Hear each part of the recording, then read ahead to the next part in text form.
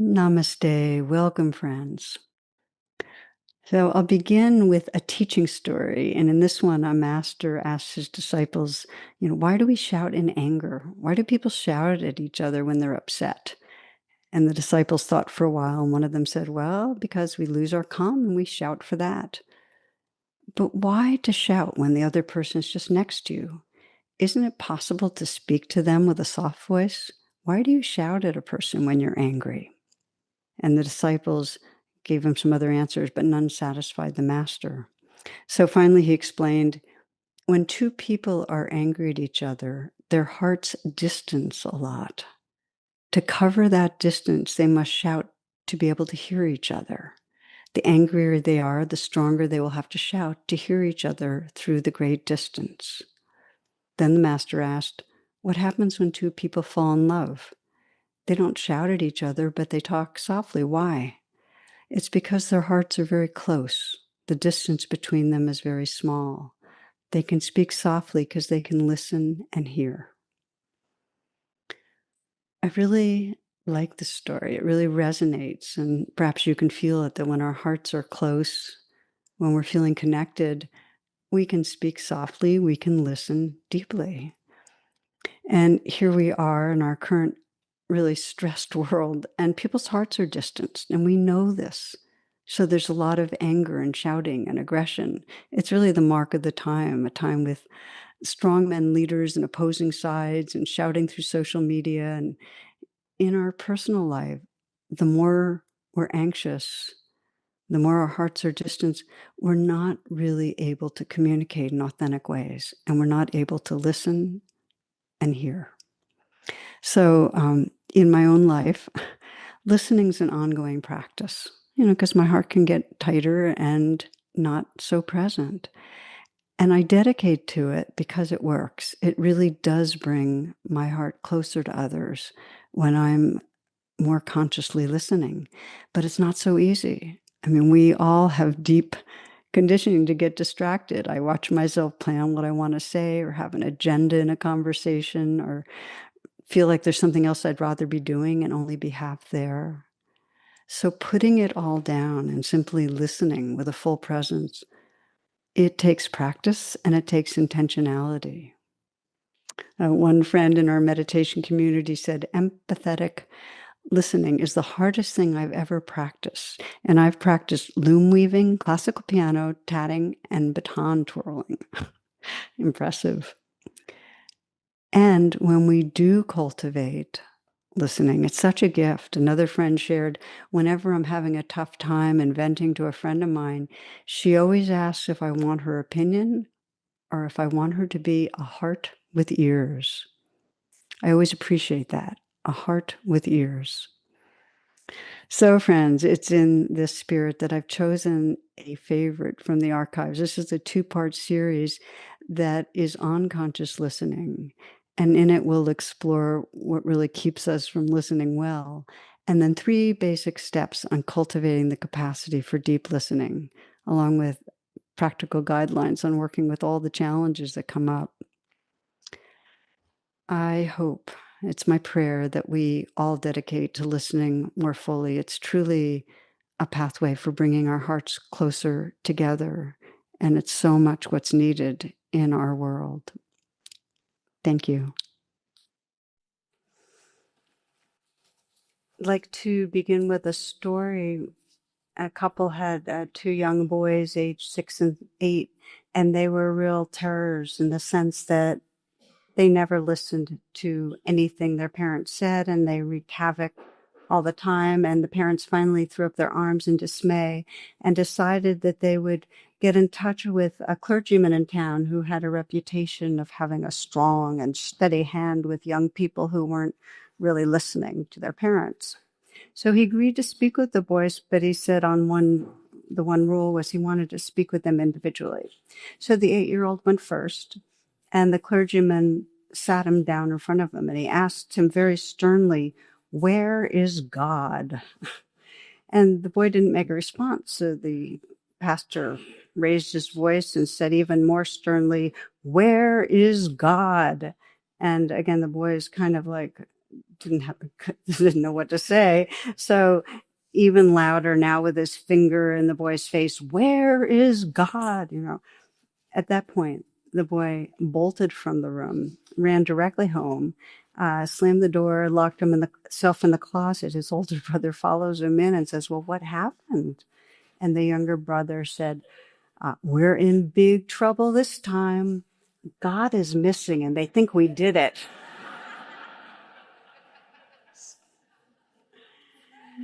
So this is the trouble we get into when we don't listen,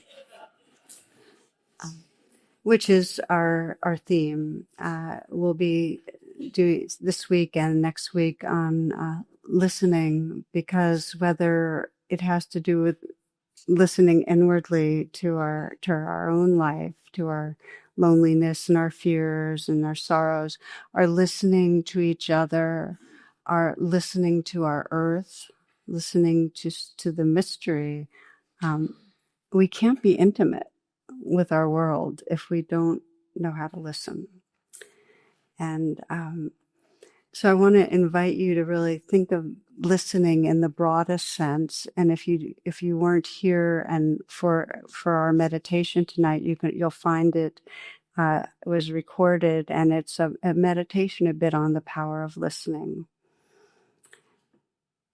One of my favorite stories about listening, and I'm going to take the title of the talk will be called Listening to the Song. It comes from this story of an African tribe where the birth date of the child is counted not from when they're born by our standards or when they're conceived, but from the day the child was a thought in the mother's mind. And from that day on, the woman decides she's going to have a child, and that fills her, and she goes off and sits under a tree by herself, and she listens until she hears the song of the child that wants to come. And that's the beginning of the child's life in that sense. And then when she's heard that song, she teaches it to the father, who's going to be the child's father. And then they make love and physically to conceive the child and sing the song to the child to invite it in. It's pretty cool. And then the mother teaches the song to the midwives and old women in the village. So when the child arrives, the women are around her and the midwife, and they sing the song to welcome the child. And then as the child grows up, the other villagers are taught the child's song. And so if they fall down, hurt themselves, or whatever happens, people can come and start singing their song to them. And during rites of puberty, the song is sung, honoring them. And this goes through their life, through marriage, the songs are sung. And finally, even when this being's ready to die, all the villagers know their song. So when they're lying there, that they hear at the very end of their life, their song is being sung to them. So I heard this story probably 30 some years ago. And I love sharing it with you, because whenever I think of it, there's such a level of intimacy, of listening to beingness, to who we are beyond our personality that comes with it. So we'll think of these two times of exploring listening together as listening to the song. And it's really the art of receptive presence. It's like, how do we be here in a way that really doesn't block the life that is coming to us? So we'll explore some of the teachings and the practices. And to say, of course, timing-wise, it feels very appropriate that we'd start doing this, formal attention to listening right now. It's such a time of political dividedness and societal dividedness and a lack of listening in our society. In fact, the less people listen to each other, the louder they get and more strident and the more twittering, and it just becomes a cacophony, but nobody's listening to each other. So if you imagine what it would be like in our society if we had people that, when they disagreed, knew how to pause and deepen their attention and actually listen. it would be the beginning of truly a healing in our world. So we'll begin by kind of doing a reflection together, because I think of listening as not another thing on the checklist of being a good spiritual person. It's a very deep capacity. And well, I wonder, let me ask you this first. How many of you feel like on some level you're actively working on your capacity to listen? How many is it very in your consciousness? Raise your hand high so I can kind of look around. Okay, so it's kind of, it's right there for many. Okay. If you close your eyes for a moment to reflect, and I invite you to bring to mind someone you know who's a really good listener, okay? Somebody who's a really good listener. And you might notice as I ask that maybe there's not a huge number that come to mind. But see if you can let one person kind of come forward in your mind as a really good listener.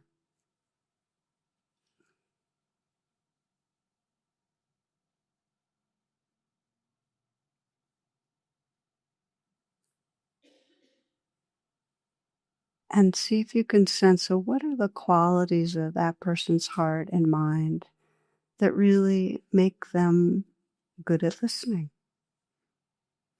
What's the main qualities that you're aware of that that person has that allow them to listen?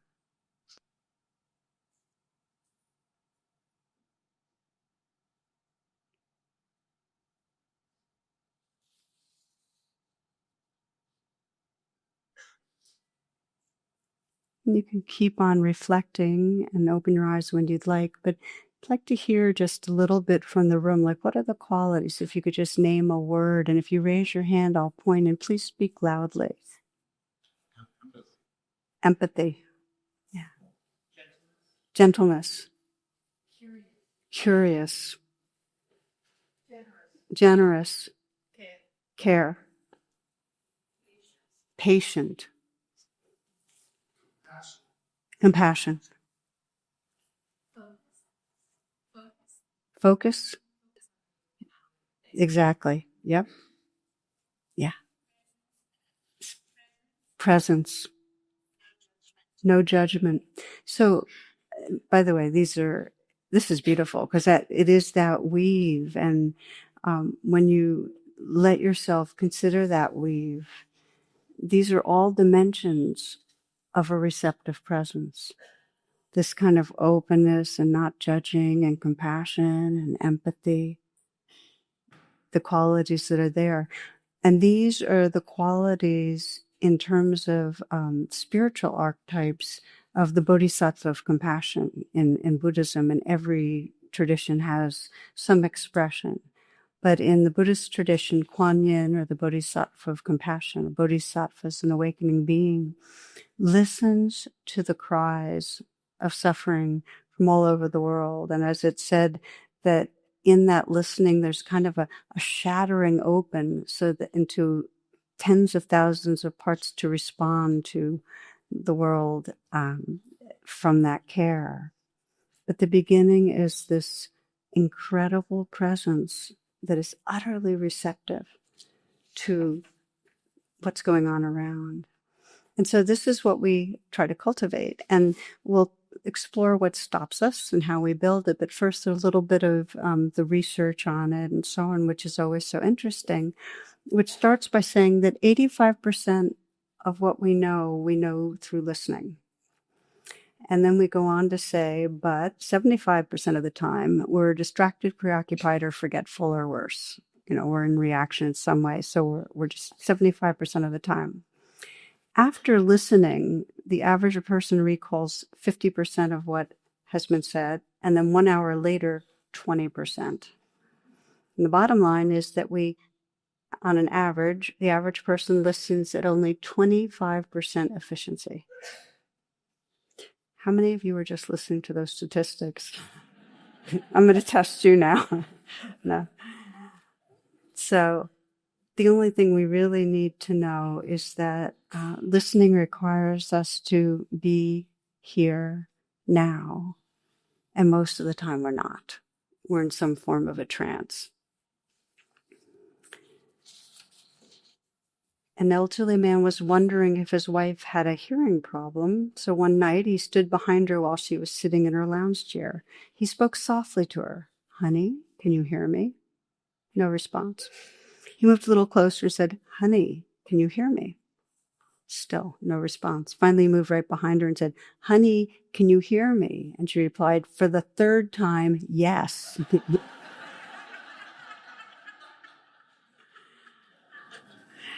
And the reason I like that is because another statistic is that when people self-assess on how good they are as a listener, most people evaluate themselves as above average.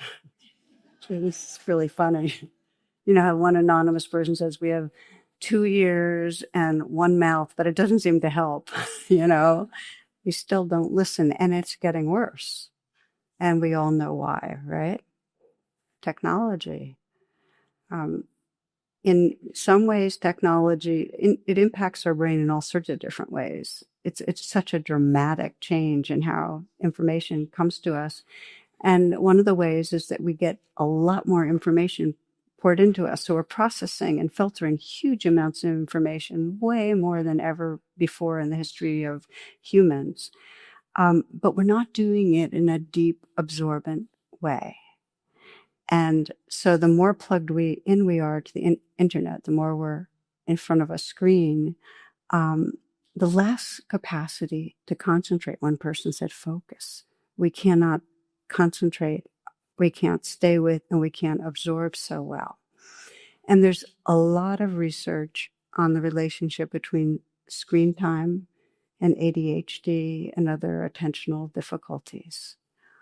And it's kind of intuitive that we can get it, that the more that, and by the way, some of the research, really goes right to the level of dopamine, that if we're constantly having all these different stimuli coming at us, we get addicted to a certain level of stimulation. It's very hard for us to quiet down and take in slower information. We get restless, impatient. It's like nowadays, even the microwave for 1 minute seems too slow, right? But you get the idea. So there are all sorts of signs of not listening well. The main sign in terms of how well do you listen to your own heart is that if you are continually repeating the same emotional challenges, if you keep repeating the behaviors, the thoughts, and the emotions over and over again, it means that there's not a listening attention, because the only way we can interrupt, intervene, and heal is with listening. And it's the same thing with others, that our patterns in relationships, when we're unseen and unheard, they just keep repeating and repeating and repeating. And by way of example, a wife is scrambling eggs when her husband bursts into the kitchen. "Careful," he says, "be careful. You're cooking them too many at once. Too many. Scramble them. Now, we need more butter. They're going to stick. Careful. Now scramble them again. Hurry up. Are you crazy? Don't forget to salt them. You're always forgetting to salt them. Use the salt. Use the salt. The salt." The wife turns and asks, "What is wrong with you?" And husband calmly replies, "I just wanted to show you what it feels like when I'm driving."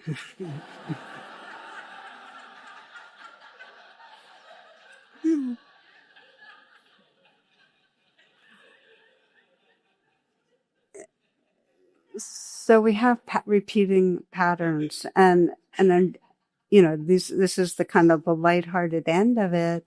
But as we know, when there's not listening between two people, then there's not intimacy. And I can describe many rounds of this, but one not so long ago of a student who described how it's seemingly out of the blue. This is after 30 some years of marriage. Her husband said he wanted a divorce. And they went to therapy to talk about it. And he said, And she said, I can't believe you did this so, like just so suddenly. And he said, I have been trying to tell you, I've been trying to get your attention for the last 15 years. You just weren't listening. We need to listen for many reasons, and we suffer and others suffer when we don't. So let's look closer at really what keeps us from listening. Because the bottom line is that every one of us has the capacity in terms of our brain. The frontal cortex is there. We can be mindful, empathetic, compassionate. We can pay attention to what's going on. But what goes on for many of us is when we get stressed, we get hijacked by our limbic system. And instead of attending, listening, being receptive, we go into reactivity, and it blocks our attention. We're not able to take things in. Any agenda you have when you're with another person, any agenda will end up interfering with real listening. You can see it visually when you remember that line that when a pickpocket sees a saint, they see the saint's pocket. You remember that one? Well, it's the same thing with listening. When you have an agenda, the aperture of what we take in narrows. And I also think of it kind of like the Heisenberg observer effect, that we impact what we're paying attention to. And the more we want it to be a certain way and we want to control something, we want something to happen, the more distorted it is. And so it's distorted by what we fear and what we want. So by way of example, a 3-year-old who was really getting into finger painting. And this is how his mother heard him praying. Our Father who does art in heaven, Harold is his name. We take in things, but we just distort them. And I know that wasn't a great example. I just thought it was cute. So we're going to be, kind of exploring this. But one thing you can do when you're in a conversation is scan and sense, what am I wanting here? Is there some want I have here? Do I want this person's approval? Do I want to prove something to them? Do I want to show how much I know? We can't take in who's there when we're wanting something. The classic story I've told many times is of a man is sitting on a bench, and a woman's there, and he had just gotten off a bus, and she said, "So, where'd you just come from?" He's kind of sitting down, trying to figure out what he's doing next. And he said, "Oh, well, I just got out of prison." And so she looked at him and she goes, "Oh, so you're single?" Now, wait a minute. Cut. She said, "Why were you in prison?" He said, "I was there for killing my wife." That's when she said, "Oh, so you're single." I knew I missed a very important piece there for you to get it. It's one of my favorite of all jokes, but you get the idea. So we have an agenda, and that's what happens. So let's do a reflection. Just invite you to check this out for yourself. And this would be, bring to mind, if you will, a recent conversation with somebody where you suspect you had a wanting agenda. Something with somebody at work, friend, family. And see if you can remove any self-judgment, because most of the time we're wanting or fearing things. So this is just a matter of getting more awake to it. Be curious. To take a moment as you remind yourself of the conversation, to sense what you might have been wanting. Did you want to get this person to do something a certain way? Do you want to appear a certain way yourself?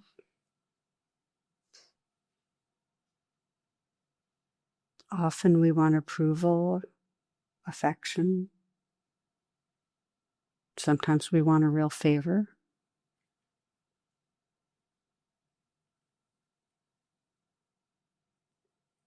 And as you remind yourself of this, sense into the conversation and see if you can see how your wanting stopped you from really having that receptive listening presence, really being wide open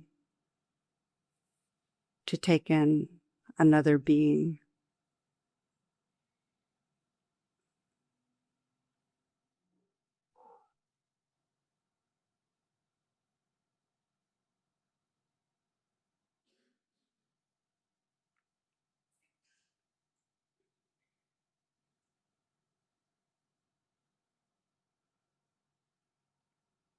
You can open your eyes when you're ready.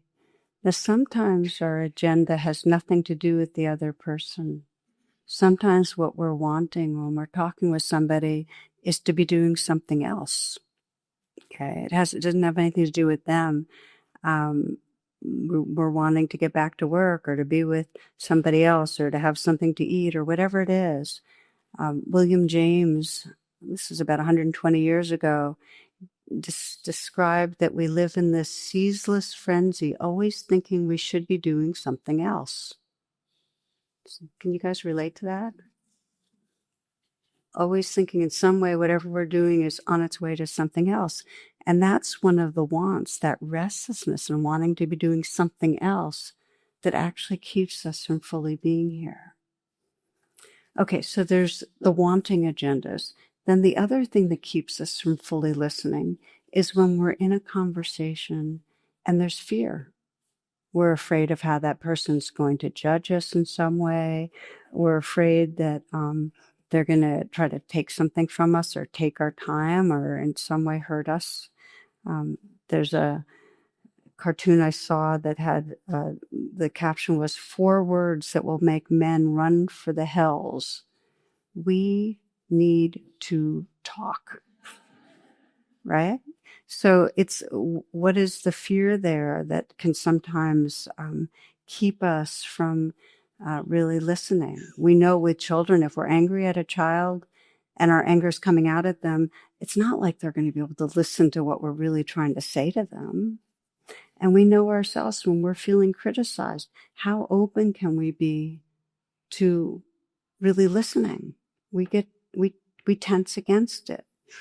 So, and it's most obvious when we disagree. Like there's a lot of aversion when people don't agree with us. We really, really don't like having other people think we're not right. Have you noticed that? So we tense against it. And can we listen? Not so well. And a lot of times it's, as I mentioned, a sense of people taking our time. One Postmaster General, Edgar Day, he had a strategy that wasn't the greatest listening strategy, that when somebody was long-winded with him, he would hang up in the middle of himself talking. Because who would hang up on themselves, you know? But that was his strategy to get off the phone.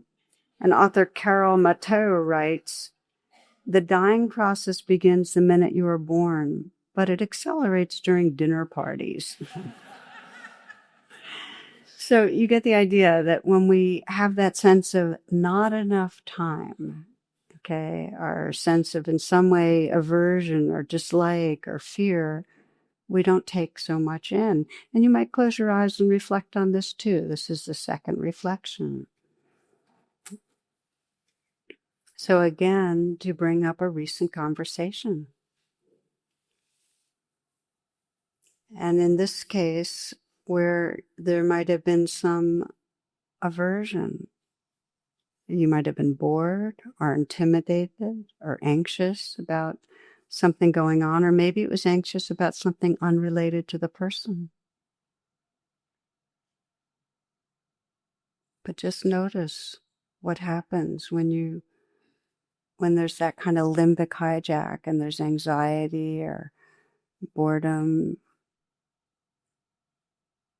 or aversion, what happens to listening?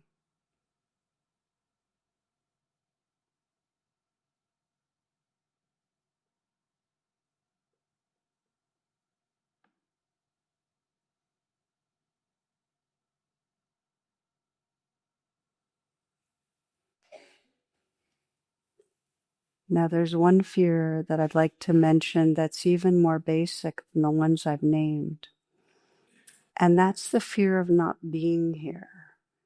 That often, rather than listen and really put aside our self-agenda, we keep having to reassert we're here. And this is a more subtle level, but we get uncomfortable and embarrassed when we're not planning our response. So you might have noticed how often when people are talking, some part of you is already organizing how you're going to respond. It's very hard to put all that down because there's some part of us that feels like we don't know who we are. We lose a sense of ourself when we really open our being to just listen. And I'm naming this because as you, hopefully you'll be practicing in the days, weeks to come, and maybe you won't have any real obvious agenda of wanting something, and you won't have any obvious anxiety, but you'll still find that you're rehearsing and planning your response. And then to take even a bigger leap and sense, what would happen if I just didn't prepare to say anything? I really put it all down. That's when it gets interesting. So you can open up your eyes if you'd like. So these are the ways you can begin to scan and watch your conversations and start noticing what's between you and a receptive presence. Mark Nebo puts it this way. He says, to listen is to lean in softly with a willingness to be changed by what we hear. I really love that. To be willing to be changed by what we hear. That's a real undefended heart. I recently did an interview with Krista Tippett. Some of you might know of her wonderful program On Being. One of the things she shared, I was actually interviewing her, which is a reverse for her. But one of the things she shared, I was introducing her about compassion. We're doing a whole process of interviewing a lot of people about compassion. And one of the things she pointed out was the quality or attitude that we approach connecting with each other and the power of a willingness to be surprised. I just want to offer you that when with listening, a willingness to be surprised, that we really, really are open. So the training in listening takes 10,000 plus hours, as with any training for anything that's worthwhile in our lives. It's a real practice. And the understanding is that the quieter you become, the more you hear. It's kind of that simple. And it's not saying you have to be quiet all the time. It's just that when someone else is speaking, that there be an intention to let go of your own processes of comeback or defense or whatever it is, or proving or getting, and just be open. That kind of quietness. Now, as mentioned, we do get stressed, so there's a training in how to deal with it when you get reactive.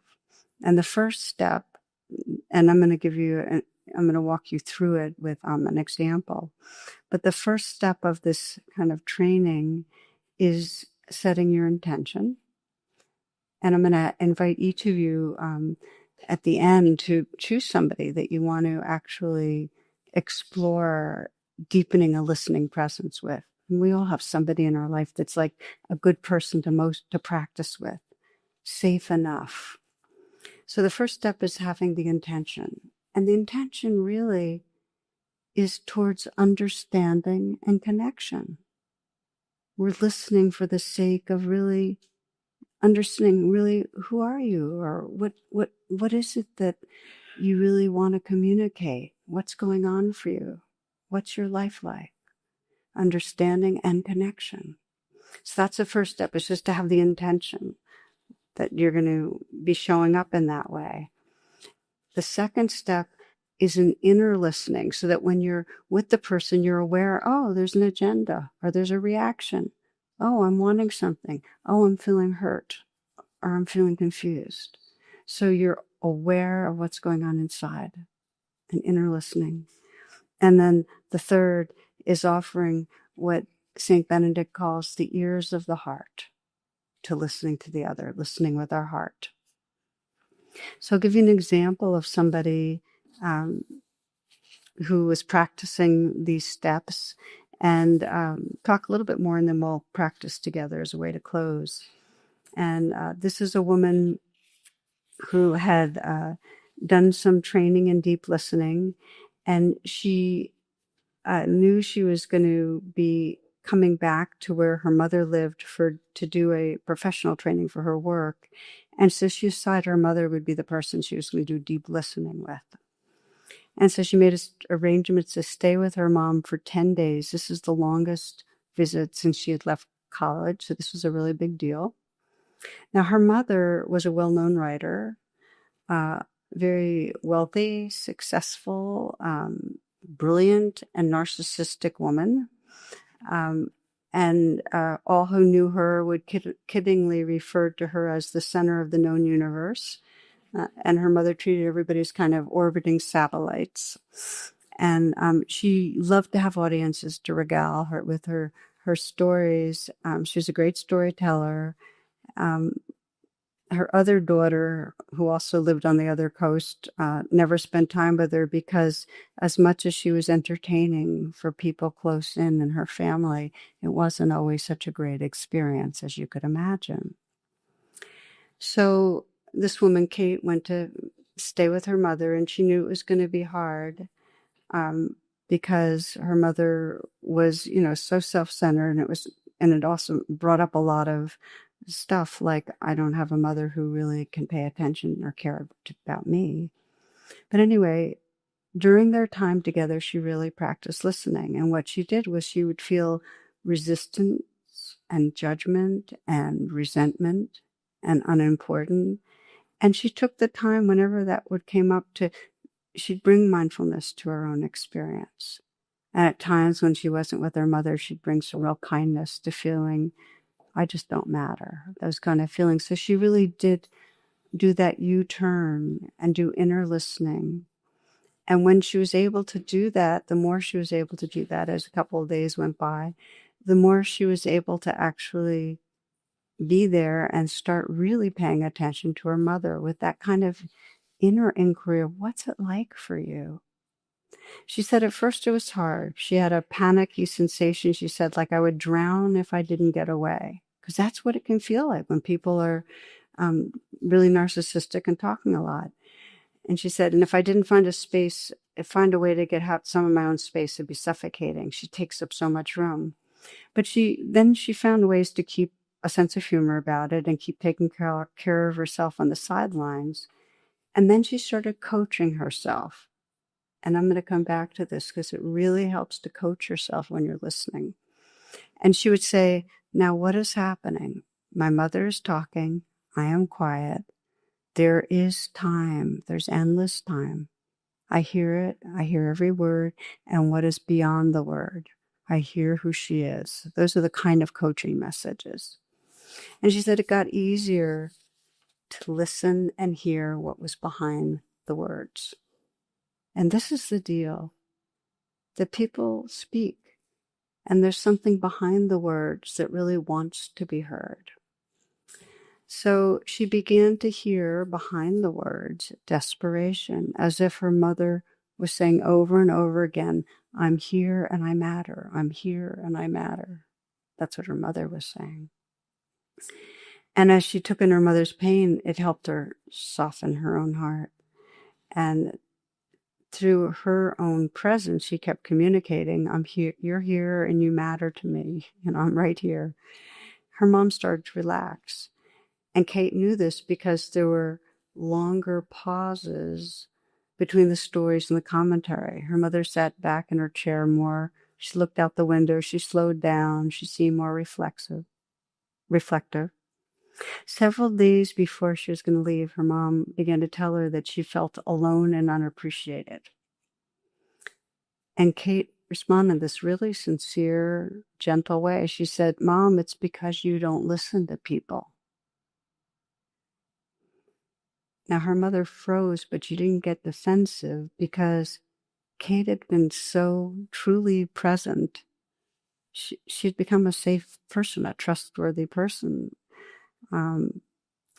She had offered just uncritical sympathy and been there. So this wasn't an attack. It was a caring reflection of truth. So her mother said, okay, please tell me. I need to know more. And Kate told her. She explained how it had been for her sister and for their dad and now for her stepdad. When you don't listen, I'm reading from what she told me. When you don't listen, people feel like they don't matter, that they're not known. And it's true. You can't know them if you don't listen. You can't be close. And Kate described her mom looking at her with this understanding that pierced her heart. And something changed. It might have been that the pain of alienation had broken through her defenses or something. Or maybe it was just her time. But she started to listen. And this was both during the last couple of days, but then after she had left. After her sister actually made a visit and said, for the first time in my life, I felt like I was a real person to her. I existed. And it was most poignant with her husband. They started actually doing things together again. Stuff that like the long dinners and the walks that had ended shortly after they got married.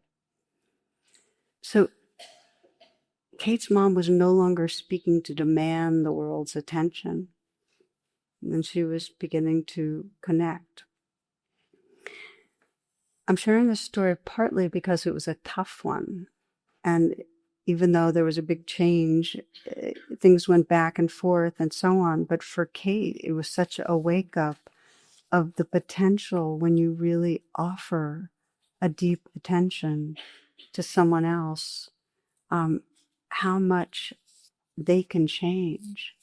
And one of the images that I love when I talk about this, that it reminds me of, is imagining that life or spirit's like this fountain, and it gets clogged with unprocessed hurts and fears when we're not listened to. When we're not seen and listened to, the fountain gets clogged. We can't process, we can't express who we are. We just don't feel we'll be received. And so we start ignoring and pushing away our feelings, and the flowing aliveness stops. But when someone starts listening to us, the debris that's clogging the fountain gets unclogged. It begins to dissolve, and the fountain's free to flow. And it doesn't happen all at once, of course. Some of the wounding and the clogging has been going on for years.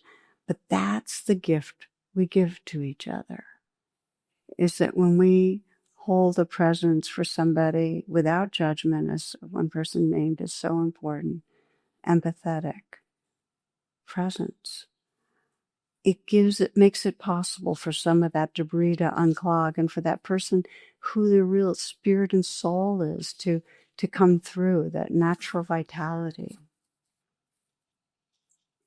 So we learn to coach ourselves some. One woman described her messages to herself in coaching. She said, it's his turn. Just listen, slow down, pay attention. This is what he needs. Just over and over again. It's his turn. Just slow down. We need to coach ourselves because we forget. We all forget. This is Thich Nhat Hanh. Deep listening is the kind of listening that can help relieve the suffering of another person. You can call it compassionate listening. You listen with only one purpose: to help them empty their heart.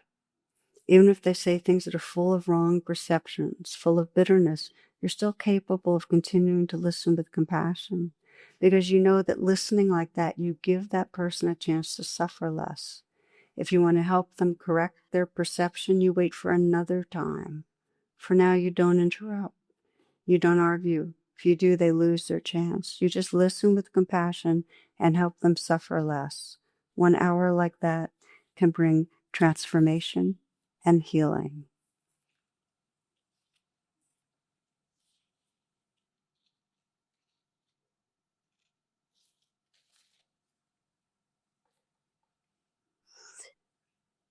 Now, for some of you, you might be thinking of people you know and how incredibly painful and hard it would be to do that kind of listening, because you would feel yourself, you are being violated. And so I want to reiterate the 3 steps. And one of them is to have the intention to seek understanding and connection. And step 2 is to do the U-turn and sense where you're feeling in some way hurt or reactive, and bring as much kindness and compassion to that as possible. And it's not like we can be with just anyone and have them for an hour saying and doing anything. It has to be safe enough. It has to be that we have enough boundaries in taking care of ourselves. But when we can show up in that way, when we can just put it all down and just be there and let someone say what they need to say and just listen, there is something very priceless and beautiful that becomes possible. And I just want to take a few moments before we're going to practice together, but just to say that we're focusing right now on listening to each other, listening to our own hearts and each other. But it's this kind of listening that is necessary if we're going to be able to respond to the most vulnerable beings on our planet. If we can't listen and sense where the suffering is, we won't respond. This is how Gary Lawless puts it. He says, when the animals come to us asking for our help, will we know what they're saying? When the plants speak to us using their delicate language, will we be able to answer them? When the planet herself sings to us in our dreams, will we be able to wake ourselves and act?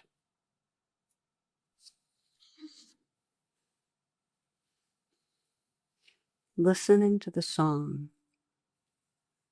So for now, we'll bring our intention to listen to the song with another being in our life, someone that we feel like we'd really like to offer more of a healing attention to. So you might sit however is most comfortable.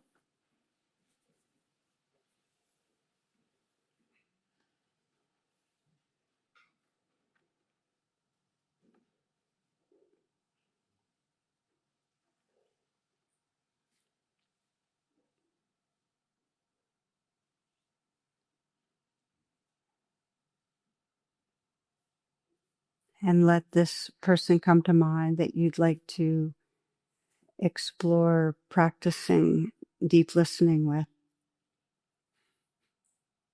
And you might tell them or you might not. See what you feel most serves. But more listening from the heart, with the ears of the heart. And you might begin by examining how listening has been going so far with this person. The inquiry is really what has been between me, and really listening with an awake heart. What stops me? And see if you can, without any judgment, just as we did earlier, sense into how you might have gotten pulled off from listening, whether it's because you are wanting something, approval or cooperation, whether it's been the fear or aversion, maybe a sense of not enough time. Sometimes what gets in the way is a sense of hierarchy, a sense of being more important or less important, superior or inferior.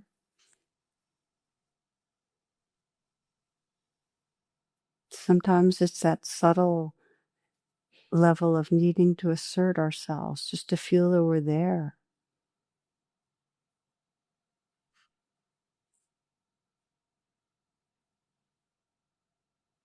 When we're not listening, we tend to be in some way controlling the experience, steering the conversation, or getting distracted in our own thoughts, or planning our response. You might sense how might you have controlled the experience on.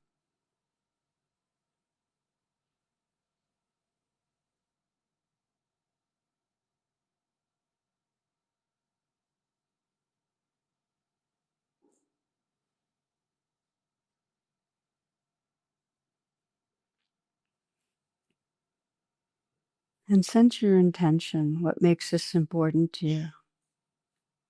Your intention to deepen your understanding of what's true for the other person, your intention to connect, to really have more intimacy.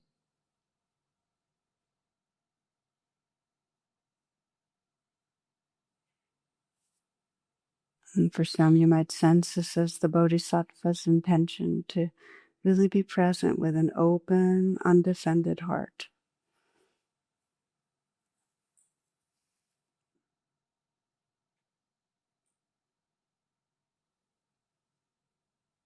And maybe you can imagine a situation that could come up in the next day or few days where you'll be with that person.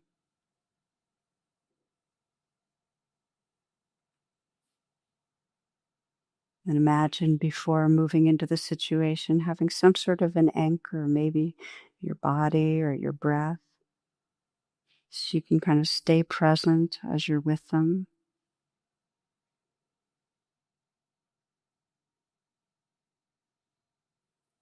And before moving into the situation itself with them, sense if there's any inner listening that will help you, anything that you might sense could get stirred up, any anxieties or wants that you just bring some kind attention to inside you. So you've done some inner nurturing. You've taken care of your own heart some. Frees you up to be with them a little more.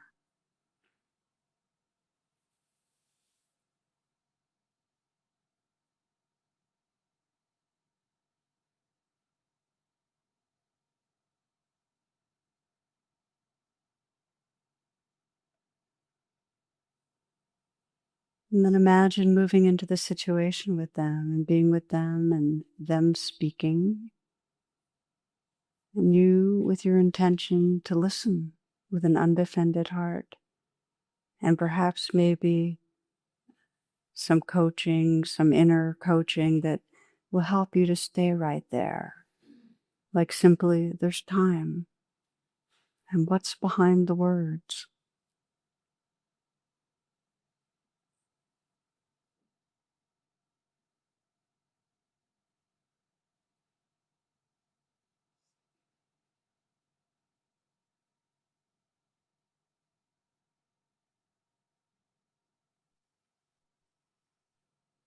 Let yourselves imagine into the goodness of creating a healing space with your listening.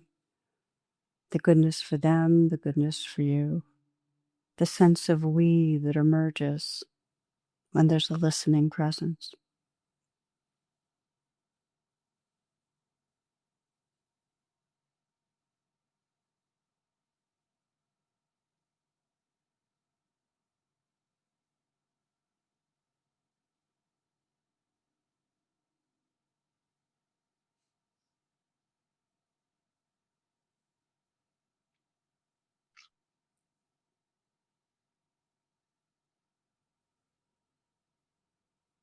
And as a way to close this reflection, just come into a state of listening right now to the sounds that are right here,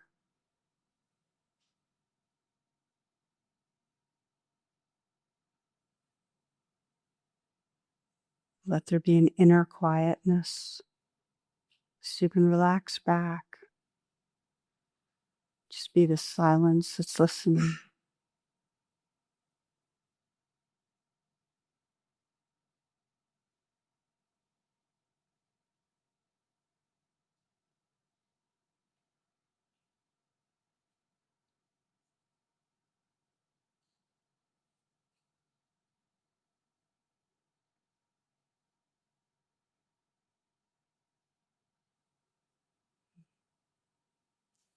A receptive listening presence opens us to intimacy with our whole world.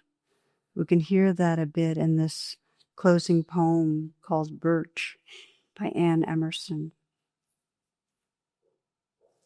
Choose one low-hanging leaf, heart-shaped, still attached to Mother Birch, and listen to all it has to say. The sound its slender veins make, turning light to sugar.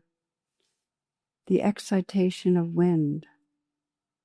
Water sipped through the straws of branches up from the packed black well of roots. How it and its sisters communicate with birds, and how it refracts the sun in your eyes, searching for the right thing to say and when. The cue will be obvious when it's your turn to speak. Its palm will fall upon yours face down, the lines, sentences touching, the breath of your hand then whispering the language that green understands.